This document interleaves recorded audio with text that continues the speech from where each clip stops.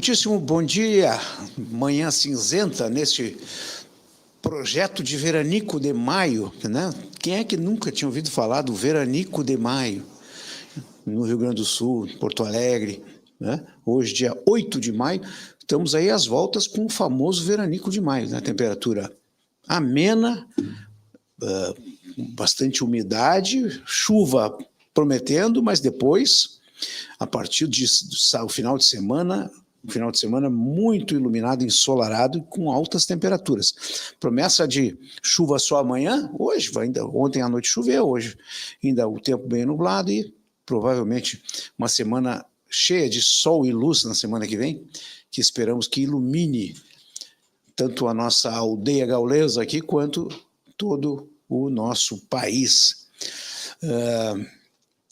No card de hoje, eu tenho como assunto principal o avanço das negociações com a China, entre Estados Unidos e China, cuja escalada da prática de tarifas retaliatórias chegou a mais de 200%, em alguns casos mais extremos, né? Em média, em torno de 145% imposto pelos Estados Unidos à China e a China impondo 125% aos produtos importados dos Estados Unidos. Na sexta-feira, amanhã, começam as rodadas de negociações entre os pares americanos e chineses em Bruxelas, para começar a tentar colocar ordem nas relações, né? Porque não se trata só de questões de tarifas, né, de percentuais e tal. É um rearranjo da relação comercial que ao longo de décadas é desigual e fere muito as relações comerciais da China com praticamente todos as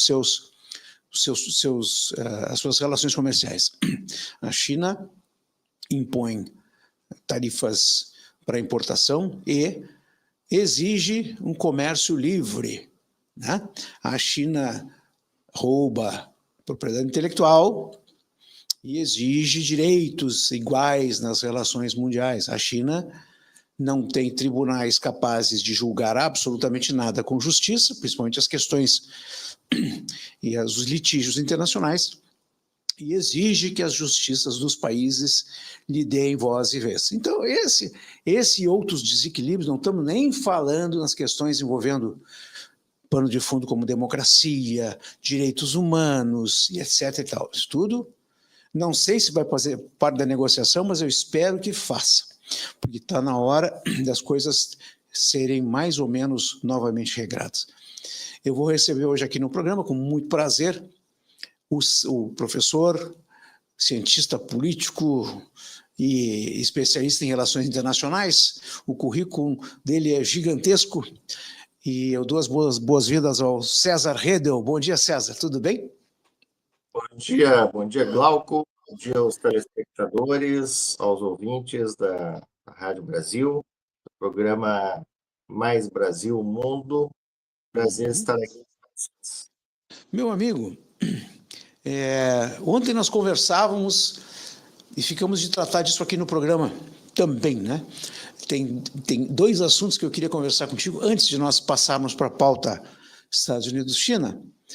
Um deles é a questão da libertação épica dos asilados venezuelanos da Embaixada Argentina, garantida pelo Brasil em Caracas, que teria culminado ontem com o Marco Rubio, o secretário de Estado Marco Rubio, lançou uma nota no Twitter dizendo que, com êxito, os Estados Unidos conseguiram retirar da Embaixada Argentina em Caracas 5 asilados venezuelanos e que aí estavam já seguros e felizes em solo americano.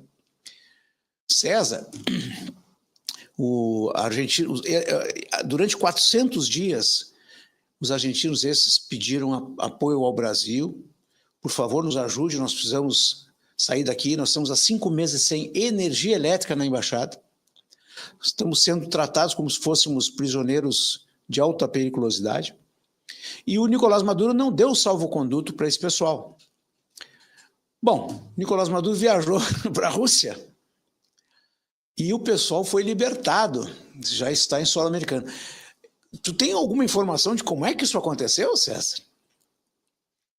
Olha, Glauco, muito provavelmente com a base de serviços de inteligência, né, que operam principalmente pelos bastidores, mas é uma cena muito emblemática, simbólica, porque, em primeiro lugar, porque os funcionários da embaixada essa argentina já haviam sido removidos, né? Uhum. Sim, os E funcionários, sim. ali estavam então opositores do regime de Maduro, principalmente vinculados a Corina Machado.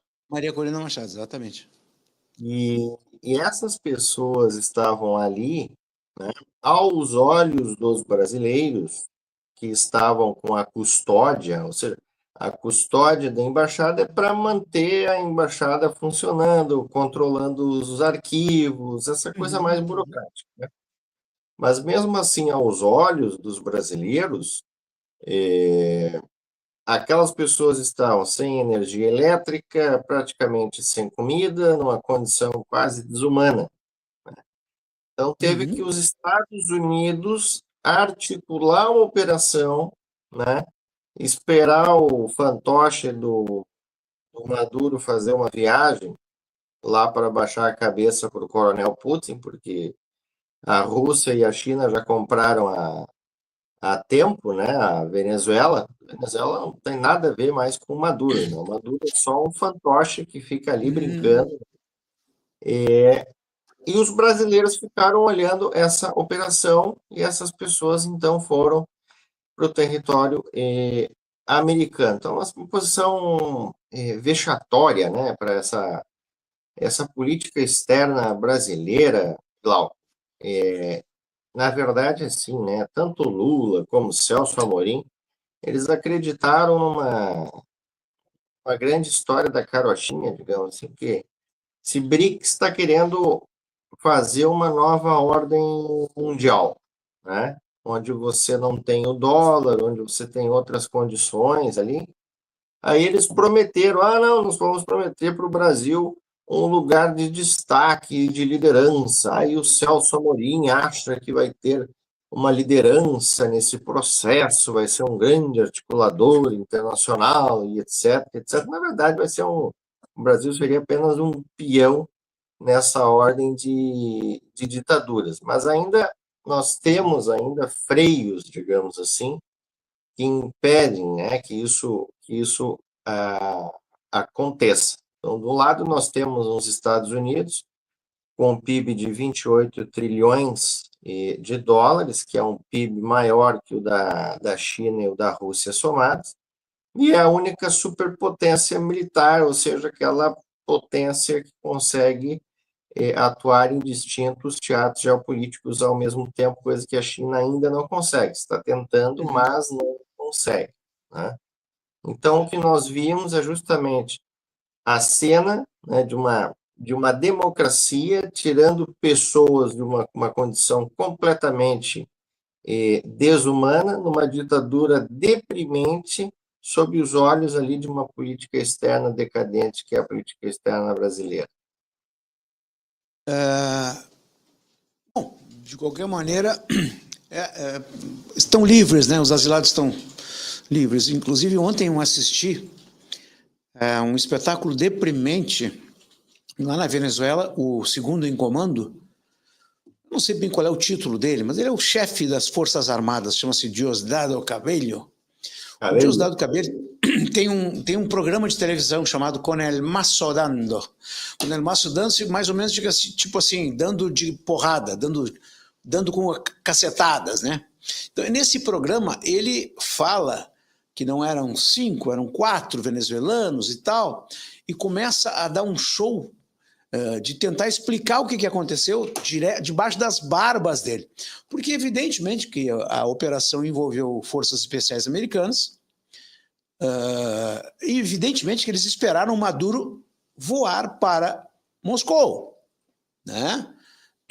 Houve ali um deslize, houve uma comeram alguma mosca, né?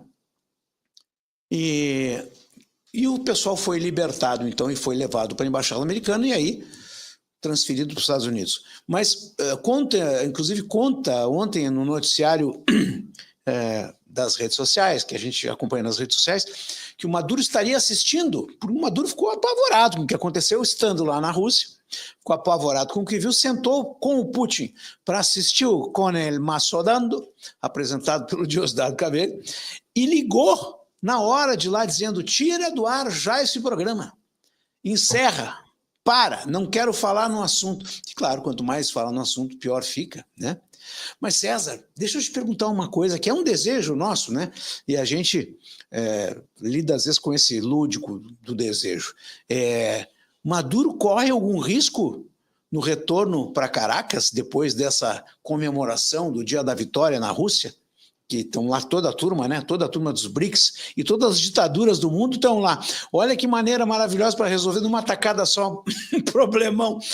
Todos os maus elementos estão reunidos em Moscou para tratar do Dia da Vitória, dos 80 anos do Dia da Vitória, que a Rússia comemora na Segunda Guerra Mundial. O Maduro corre algum risco de voltar? Porque ele é um wanted, né? Ele é um procurado. O que tu acha? Pode acontecer alguma coisa? Olha, depende muito desse retorno, né? Se essa aeronave vai ter que parar em algum lugar, né? Se ela vai chegar direto para Caracas, né? Mas o ideal seria que encostasse ali um caça americano e já derrubasse o avião de uma vez, que já resolvia o problema, né? Ainda mais agora que o Trump está anunciando aí um caça de sexta geração, né? Que é um caça, inclusive, que ele é tripulado, mas ele é cercado em rede por drones, né? Não tripulados, né? Mas, assim, tirando as ironias, eu acho que ele consegue retornar, né? Porque é muito difícil, né, Glauco? O tipo de operação que você tem que fazer para retirar, por exemplo, o Maduro do governo, que é um governo completamente ilegítimo, não reconhecido. Claro, ditadura cucaracha reconhece, né, o governo do Maduro, mas os países sérios não reconhecem, né?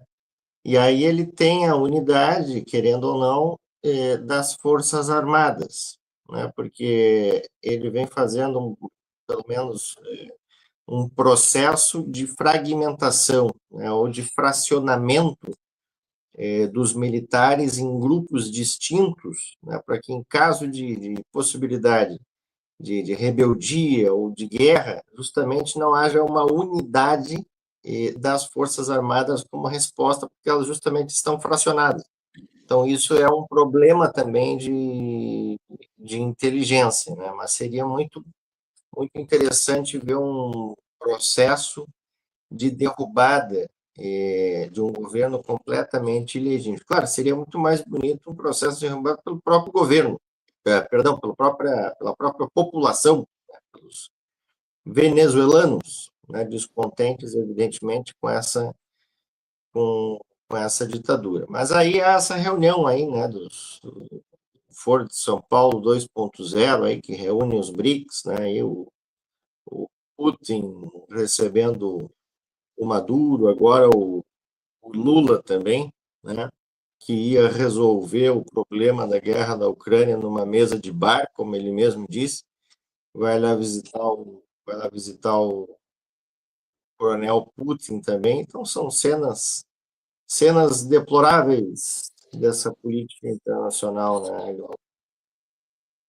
Pois é, meu amigo, e agora estamos aí com uma guerra nova, né? Antes de nós falarmos, porque eu vou engatar contigo o assunto dos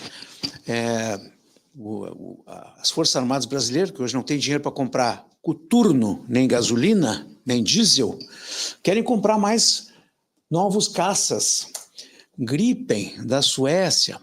Já estava previsto, né, um novo lote de aquisição. Mas ontem nós comentamos também, en passant, essa questão de compra de mais caças. Essa compra desses caças gerou até envolvimento do filho do Lula.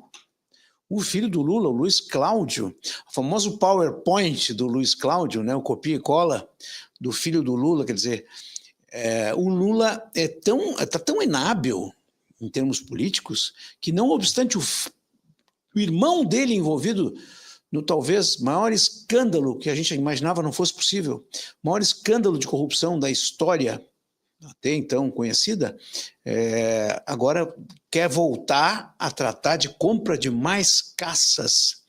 César, essa notícia está no site da revista Sociedade Militar, eu não tenho confirmação, mas como é que a gente vai conceber a hipótese de comprar mais caças? Tem dinheiro para isso, César? Tem necessidade disso? Ou é mais uma Operação Zelotes versão 2025? Quem sabe? Pois é, Glauco, ontem mesmo a gente conversava sobre isso aí, eu mandei um link de uma matéria, né? Porque, na verdade, eu recebi uma ligação de manhã cedo ontem, eu não vou dizer o nome do jornal, mas é um jornal de expressão nacional, e eles estavam ali fazendo uma matéria sobre compra de caças gripe. Até achei estranho, né? Porque já tinha aquela notícia lá muito antiga ainda, lá do governo Dilma, da aquisição do programa FX, aquele, da aquisição dos caças Gripen, que eram 36 caças da Saab, sueca, né? Hoje, 8 estão em operação, né? Só que aí surgiu algumas matérias dando conta de que haveria um possível protocolo de intenções para aquisição de mais aeronaves Gripen, né? A gente não tem ainda a confirmação oficial, né, dessa informação, mas só o fato de considerarmos os 36 Gripens, né, que já foram comprados nesse primeiro lote, aí no segundo lote teria mais 36, eu acho, seriam 72 ao todo. A primeira questão é que é a seguinte pergunta: será que o Brasil realmente precisa, em termos de defesa aérea, 36 ou 72 Gripens da Saab suecos, né? E a gente está passando por um processo, Glauco, de transformação, principalmente na indústria aérea militar. Nós já estamos falando dos caças de sexta geração, né? O Gripen é um caça de quarta geração, 4,5, né? De quarta geração, ele tem uma alta complexidade, depende muito de peças importadas, né? Você mesmo ontem falou uma questão interessante também, a falta de treinamento para operar esse tipo de equipamento militar, né? Aí surge esse protocolo de tensões de mais, né? De mais Gripens, e aí a gente vê aquelas cenas, né? A gente estava falando da Venezuela, aquelas manobras recentes que fizeram na fronteira do Brasil, lá que os militares venezuelanos entraram, vai ser uma patuscada, né?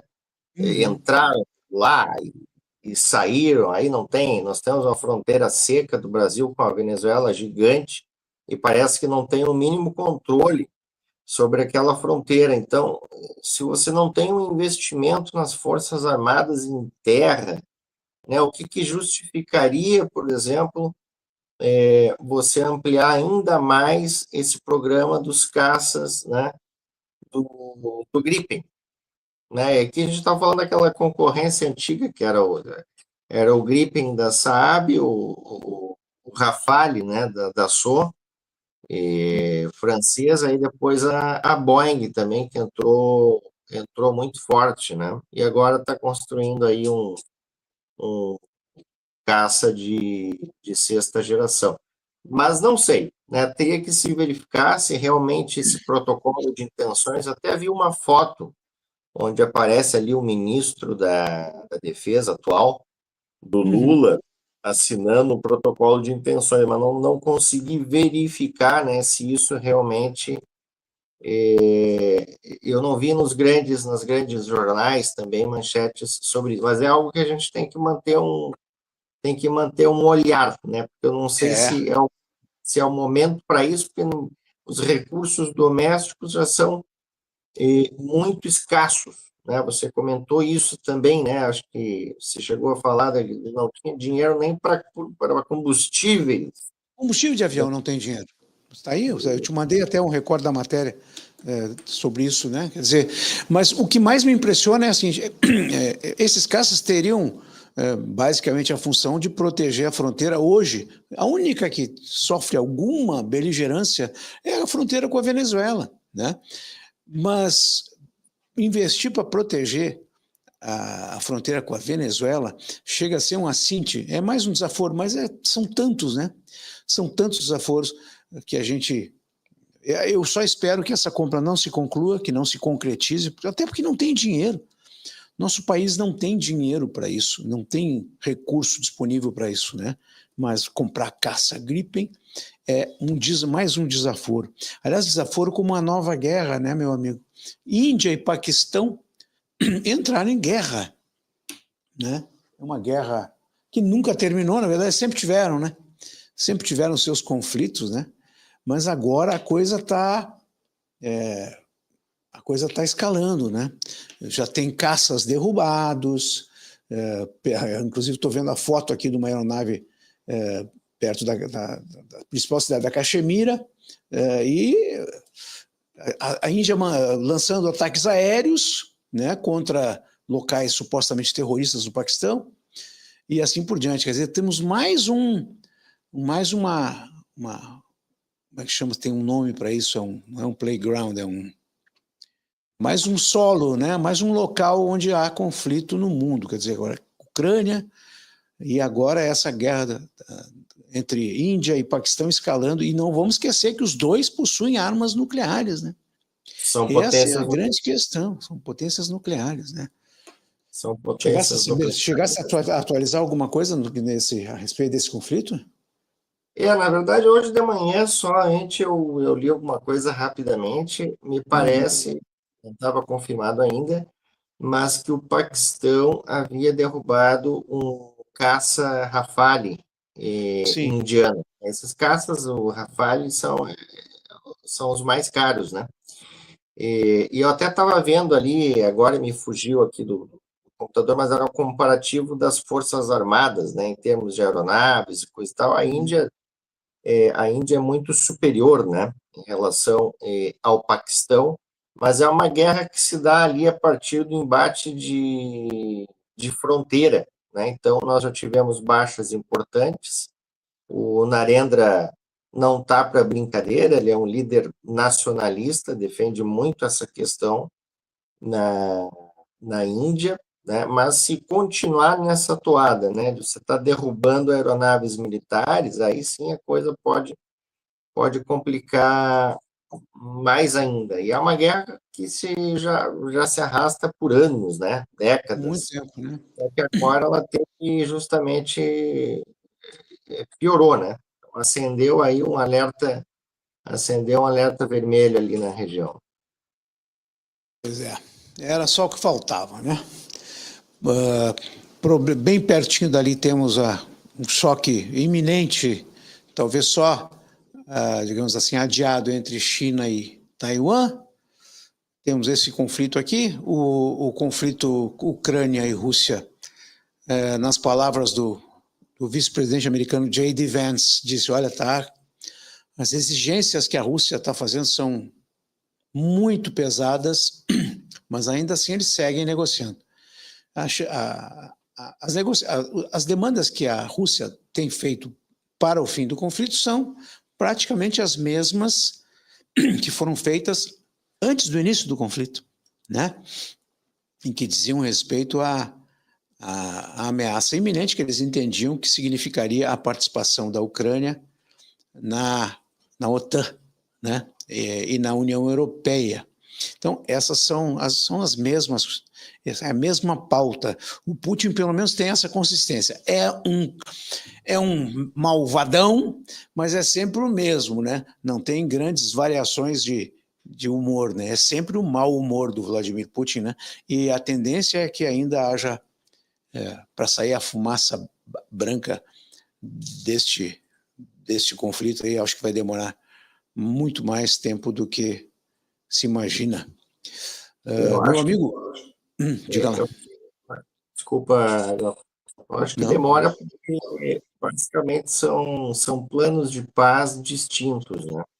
Hum, Do lado nós temos o Trump, que é um realista transacional, ele quer fazer um cessar-fogo o mais rápido possível. Qual foi a ideia do Trump para fazer esse cessar-fogo o mais rápido possível? Foi aquela história das terras raras. Ah, eu vou criar um fundo de investimento onde eu vou explorar essas terras raras, isso vai voltar para os americanos. O que isso representa na prática? Você tira a responsabilidade do agressor pela guerra, que é do Putin. E isso alivia a barra do Putin de uma maneira que acaba acelerando o cessar-fogo, que é o que o Trump promete desde o início da campanha. Né? O Zelensky é um idealista. O Zelensky é um idealista porque ele nunca teve um plano de paz. Lá em outubro de 24, ele tinha um plano de vitória. Ele queria entrar na União Europeia, ele queria entrar na OTAN, ele queria colocar tropas da OTAN na fronteira com coisas completamente inviáveis, né? Sem tirar que ele tem uma equipe de personal branding, digamos assim, né? Porque ele fica com aquele traje como se ele tivesse sempre em guerra, um traje militar, inclusive no funeral do Papa ele foi com aquele traje de guerra, um vestimento preto por cima, é um negócio ridículo, né? Bota um terno, né? Mas ele está ali, ele recebe um branding, né? Uma assessoria de imagem, e eles dizem para ele o seguinte: ah, não, fica circulando aí como se estivesse em guerra e etc. Aí tem o Putin, né? O Putin que tem num ouvido um fantasma da KGB e da expansão soviética, e no outro ouvido o Alexander Dugin. Ou seja, coisa boa daí Nossa. não vai sair, né? Não vai sair certamente. Né? Então, o que eu vejo é que o Trump está tentando acelerar o plano de cessar-fogo com essa estratégia das terras raras, mas não está conseguindo convencer o Putin, porque a grande questão é que a mentalidade do Putin está em relação aos territórios. Ele quer pelo menos aqueles 4 oblastes ali no leste europeu, né, que você pega a região de Donbás e depois pega Zaporísia e Kherson e mais embaixo a Crimeia. Né? Então, e o plano europeu, que é um plano europeu que eu até acho interessante, ele é um pouco inviável, mas eu acho interessante porque é o único plano que responsabiliza o Putin pela agressão que fez. Ou seja, descongela os ativos russos, né, e utiliza isso para a reconstrução da Ucrânia. Né? Nada mais justo. Né? Mas são planos de paz que não conversam entre si, infelizmente. Né? César, nós temos que um dia conversar, fazer um programa aqui só sobre o Dugin, né? Sobre essa figura aí, esse novo Rasputin, né? Tem. O Rasputin do Putin, é o Rasputin do Putin. Mas é uma figura bastante controversa que cabe a gente conversar, até por questões históricas mesmo, né? Um cara que tem uma ideologia, ele tem um conjunto de orientações aí, muitas dessas orientações, aliás, a maioria delas são um contrassenso em si, mas vale a pena um dia a gente conversar sobre esta figura controversa, que é o Alexander Dugin, vamos conversar bastante. Um dia a gente conversa sobre isso. Mas tu estavas falando sobre a questão das imposições que a Europa está fazendo à Rússia em função do ataque, em função do first punch, né, do primeiro golpe, e depois da permanência da violência, da guerra. Eu te pergunto, como é que a Rússia está se vendo fora do SWIFT, que é o sistema bancário de transações utilizado pela grande maioria dos países no comércio internacional. Como é que...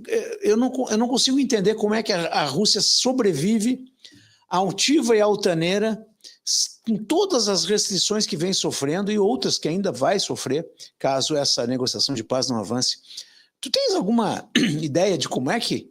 Inclusive, como é que são as relações dos BRICS, né? Ou talvez sejam as únicas relações que tenham sobrado para a Rússia? Como é que a Rússia está se vendo diante de tantas restrições, principalmente de estar fora do sistema financeiro internacional conhecido?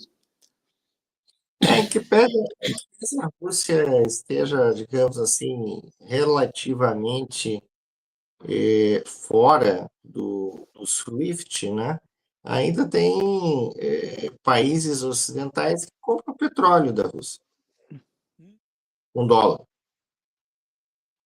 né? Então, eu acho que, na verdade, o Putin consegue driblar, digamos assim, um pouco essa história do SWIFT, utilizando sistemas de pagamento alternativos, porque um dos projetos do BRICS, né? E aqui a gente está falando dessa parceria da Rússia com a China, que é essa parceria sem limites, que agora a gente está vendo de novo aí nas reuniões que estão aparecendo, né? Eles utilizam sistemas de pagamento adversos, né? E essa é a grande crítica, na verdade, do Trump, daqueles países que estão começando a utilizar sistemas de pagamento, né, que não seja o SWIFT, que não seja, digamos assim, aquele derivado do regime ocidental de Bretton Woods, baseado no dólar como moeda fiduciária. Então, eles conseguem utilizar sistemas de pagamento alternativos e é assim que tem funcionado, né? Ele consegue ainda exportar petróleo, né? Consegue manter um nível importante de munições, né? E essa guerra é uma guerra que se tornou, né, uma guerra de atrito, que muito possivelmente vai se tornar uma guerra, a gente chama de guerra congelada, né? Vai ficar esse embate ali nas fronteiras dos oblastes, e isso não vai parar nunca, a não ser que um cessar-fogo realmente entre em vigor, né? Mas eu não estou tão otimista assim que um cessar-fogo vai entrar em vigor. Eu digo, um cessar-fogo duradouro, né? Que o Putin também tem muita instabilidade, né? Assim como o Trump, né? Que um dia diz uma coisa, outro dia já diz outro, aí o ministro de Relações Exteriores diz uma coisa também completamente distinta e assim a coisa anda, né? Pergunta capciosa para ti. Tu achas que este tipo de problema, de saída que o Putin usa, de, por exemplo, vender o petróleo em rublos, né? Fazer as transações em moeda do seu país, que é o que tem feito, né? Tu acha que isso pode estar na agenda de discussões entre China e Estados Unidos a partir de amanhã? Assim como talvez outros assuntos que não sejam necessariamente aquela da pauta fechada no que diz respeito a tarifas retaliatórias, como nós chegamos a mencionar aqui, a questão como tu mesmo mencionaste num programa nosso anterior, na tua primeira participação, nós falamos tu falaste sobre os protetorados chineses, né?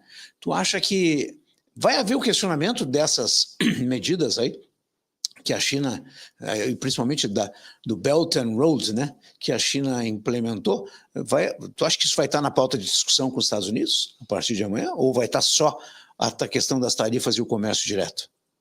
Eu acho, na verdade, até teria que, só para responder a outra pergunta, eu não cheguei a verificar se o rublo russo valorizou. Eu me lembro que lá no início da guerra o Putin tinha conseguido esse feito, ainda ele conseguiu valorizar ainda a moeda do rublo, mas eu não sei como é que está essa história agora, né?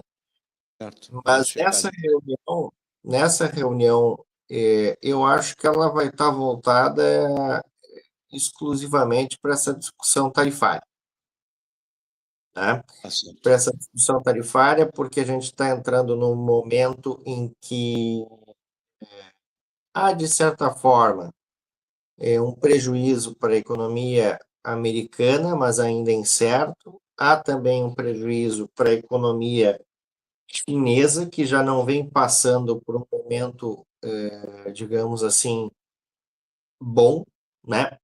A economia chinesa, ela vem passando por um processo de desaquecimento, né? E aqui o que a gente está observando é justamente o seguinte: os Estados Unidos, ele possuem um déficit comercial gigantesco, né, se comparado com a China. E o grande objetivo aqui, por mais que sejam duras as consequências, é a tentativa gradual de desvalorização do dólar para o favorecimento das exportações americanas, né, para que possa aumentar as exportações americanas e reequilibrar o déficit comercial existente, né?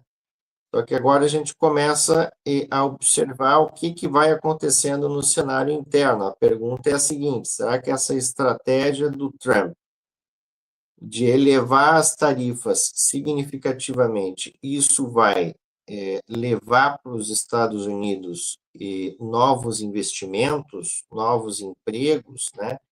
E a grande problemática é que isso tende a demorar, né? Mas nós já temos anúncios importantes. Eu até estava num site aqui, Glauco, que eu acho muito interessante, que é fdiintelligence.com, que é FDI, que é de Foreign Direct Investment, de investimento externo direto, né? fgi.gov. FD de dado, I de igreja. FDI.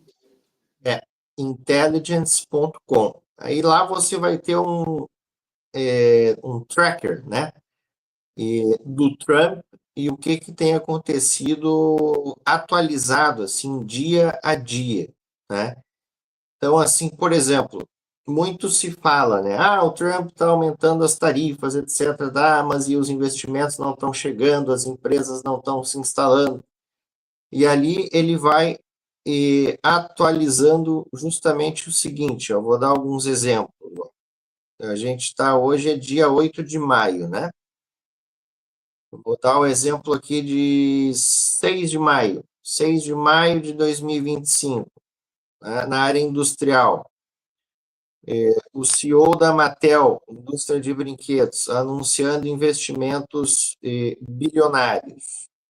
2 de maio, o Conselho da cidade de Little Rock, no Arkansas, aprovou um projeto de data center de $1 bilhão por um investidor não identificado, né? 1º de maio, empresas dos Estados Unidos terão acesso preferencial aos minerais da Ucrânia, sobre o acordo do Fundo de Investimento de Reconstrução que a gente falou aqui no início, né? Energia, 29 de abril de 2025, né? O Woodside Energy Group da Austrália tomou a decisão final de investimento para prosseguir com um projeto de gás natural na ordem de $17 bilhões na Louisiana. Então, esse tracker ele vai dia a dia demonstrando quais investimentos, o investimento externo direto estão sendo feitos nos Estados Unidos. E aqui a gente fala tanto do investimento externo direto Greenfield, que é o tijolinho por tijolinho, demora para construir, como aquele Brownfield, que é diferente, né? Você já compra as instalações e já sai operando, né? E aqui traz um dado interessante, Glauco. Desde o retorno à Casa Branca em janeiro de 2025, investidores estrangeiros anunciaram 527 projetos nos Estados Unidos, o que representa um aumento de 30,8% em relação ao período correspondente do governo anterior, liderado por Joe Biden, né? Impressionante, hein? Então, mesmo esse complexo tarifário sendo imposto, os investimentos eles estão chegando. Por isso que o Trump toda vez que ele vai a público, ele vai e diz o seguinte: tenham paciência, segurem um pouco, vamos atravessar isso, coisa e tal, né?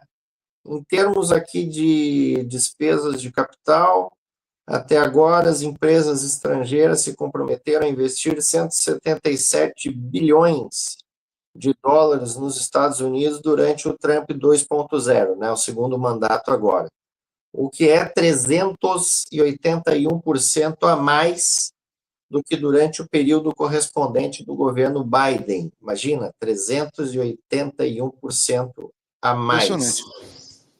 E aqui, se a gente pega esse tracker, a gente verifica quais são os maiores investimentos que nós temos nos Estados Unidos agora, né? Desde o início do Trump 2.0, o setor de semicondutores, né, teve um anúncio recente lá no Salão Oval, né, tem sido o maior imã de capital de investimento externo direto, seguido por comunicações e equipamentos industriais, né? No mesmo período, as empresas dos Estados Unidos investiram no exterior, principalmente em comunicações, semicondutores, serviços de software e tecnologia de informação. Então, assim, a maior parte, né, de investimento externo direto está chegando agora em semicondutores, que é alta tecnologia, né? A gente está falando aqui também. Depois vem equipamentos industriais, energias renováveis e metais, né? E aqui a gente está falando do investimento externo direto de chegada, não o de saída. É impressionante, meu amigo. E a lógica, Glauco, a lógica ela tem mudado, porque se a gente pega a relação histórica, né? Do que a China recebia de investimento externo direto, né, numa série histórica, e o que ela enviava para fora, ela recebia muito investimento externo direto. E agora a lógica ela mudou completamente, né? A China recebe pouco, envia mais, e essa coisa mudou em benefício dos Estados Unidos, né? Então, deixa eu ver uma coisa aqui. Eu vou pedir para o César, nós vamos fazer um breve intervalo, mas eu queria pedir para o Gabriel colocar no ar uma charge que resume tudo isso que o César acabou de contar para a gente aí. Gabriel, por favor, eu vou traduzir para vocês o que está escrito ali. O burrinho representa o Partido Democrata americano. E a psicanalista pergunta, qual é o seu grande medo? E o burrinho diz que as políticas de Trump façam a América grande novamente. Tá aí.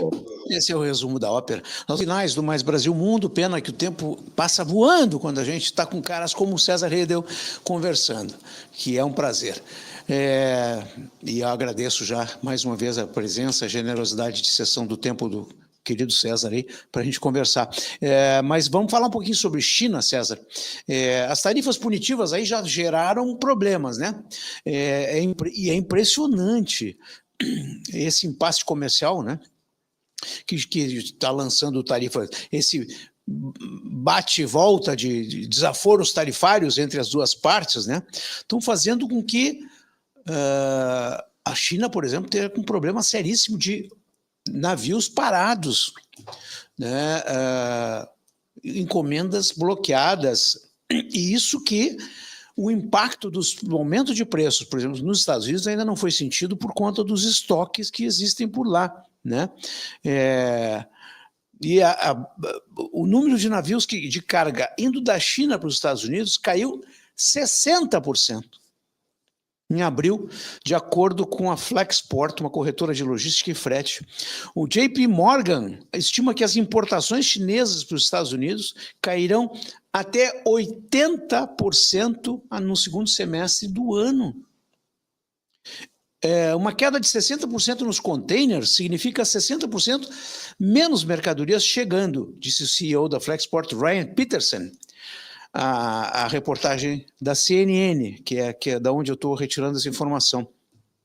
É apenas uma questão de tempo até que se esgotem os estoques existentes, e aí começa a escassez.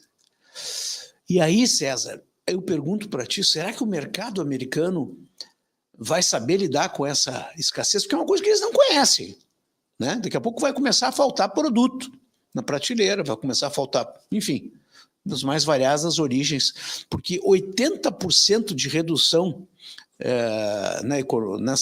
nessas transações e 60% de redução nos fretes, isso pode gerar um impacto sem precedentes, não na China, porque na China já estão acontecendo, né? Empresas fechando, navios parados no porto, né? As tarifas se aplicam a navios que estão no mar ainda gozam de regime tarifário anterior, mas navios que não saíram dos portos já vão com os números, com as tarifas novas, né? Então eu te pergunto, César, os Estados Unidos vai estar preparado para isso? Porque isso talvez não seja uma coisa assim tão tranquila, né? Olha, eu acho que é um cenário complexo, né? Se a gente pega, eu vou dar um exemplo aqui ilustrativo, né? Essa semana passada ou retrasada, nós tivemos um blackout lá na Europa, né? Foi energia elétrica, né? Uhum, sim. Foi uma questão assim de horas. As pessoas saíram correndo para os supermercados e brigando e aquela loucura. A gente está Uhum, falando de europeus, né? sim. Então, Isso só Portugal e um pedaço da Espanha, né? né? Agora você imagina isso numa proporção gigantesca nos Estados Unidos, Uhum, onde você tem ali o não fornecimento de produtos importantes, né? E aqui cabe lembrar, leva mais ou menos de 4 a 6 semanas até que um porta-container grande vá da China para os Estados Unidos, né? Como você bem lembrou, aqueles navios, né, que já estão em água internacional não vão sofrer o complexo tarifário. Agora, pode uhum, ser que essa reunião consiga reverter, porque no meu entendimento é o seguinte, Glauco, o Trump ele sempre joga a história para cima, né? E como ele é um negociador, ele joga, é que nem você quer vender a sua moto Harley Davidson, né, Glauco? Aí você quer cobrar, não, é 3 milhões eu quero na moto. Aí o cara vai chegar lá, não, mas 3 milhões não, eu não consigo, eu consigo tanto. Então ele começa num valor absurdo para barganhar depois para uhum. receber algum tipo da melhor vantagem para os Estados Unidos, né? Só que ele está fazendo isso com a China, que também sabe jogar o jogo de uma forma um pouco distinta da que o Trump está acostumado a jogar. Aí eu estava justamente lendo aqui também os trackings, né? E a possibilidade que o impacto poderia ter isso para a economia americana, né? Ela leva de 4 a 6 semanas para os navios porta-containers que saem dos portos chineses atravessarem o Oceano Pacífico e passarem pela alfândega dos Estados Unidos, né? Portanto, o impacto da queda nas partidas das embarcações com destino aos Estados Unidos só se manifestará totalmente a partir de meados de maio, né, que é isso que você estava falando, né? O volume de carga no porto mais movimentado do país cairá em cerca de um terço esta Meu semana. Deus. Mais movimentado do país, um terço essa semana, né? Segundo o executivo aqui do Porto de Los Angeles, maior porto de contêineres dos Estados Unidos em volume de importações, né? Isso significa menos empregos, juntamente com o aumento dos preços para os consumidores e empresas, né? E aqui ele diz: precisamos de acordos rapidamente com os nossos parceiros comerciais que beneficiem e apoiem a economia e a cadeia de suprimento dos Estados Unidos, né? Então, acho que e aqui o Trump também tem esse negócio de muitas vezes ele não pensa tanto antes de falar. Eu vou dar um exemplo, eu vou dar um exemplo aqui em relação, você acompanhou, até você me mandou também no WhatsApp, você estava acompanhando as eleições lá no Canadá. Uhum, uhum. Esse negócio do Trump já falar, ah, não, o Canadá vai ser o estado número 51 dos Estados Unidos. Poxa, isso deu arma para a oposição dizer o seguinte: pô, mas não vamos, o cara quer tomar o nosso país, vamos votar aqui no liberal que está defendendo justamente que nós não vamos entregar o país e parará, parará.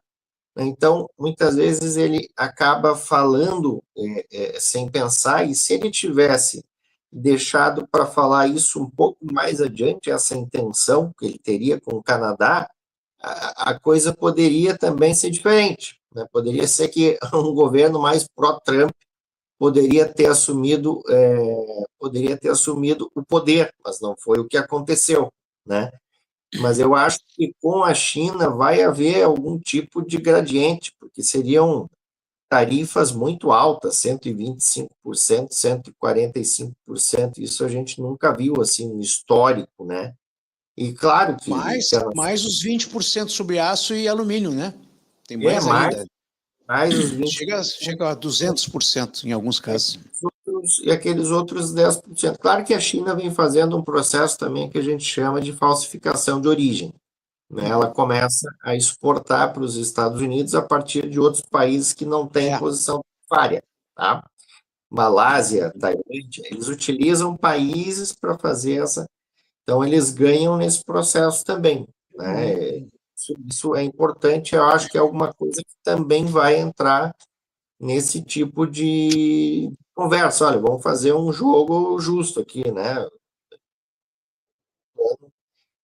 Internacional, né? Mas alguma coisa eu acho que tendencialmente pode mudar, porque seria difícil também para a nação americana ter tanta paciência, assim como o Trump quer, para segurar um processo desse.